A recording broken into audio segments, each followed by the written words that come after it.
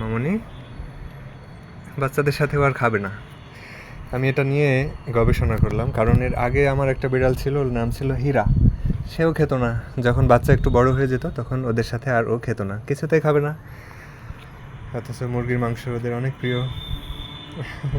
এর কারণ হচ্ছে কয়েকটা। একটা হলো ওরা বাচ্চাদেরকে শেখায় যে তোমরা এখন বড় হয়ে গেছো, 3-4 মাস বয়স যখন হয় তখন এরা এরকমটা করে বাচ্চাদের সাথে, যে তোমরা এখন বড় হয়ে গেছো, তোমরা স্বাধীনভাবে নিজেদের খাবার নিজেরা খাবে।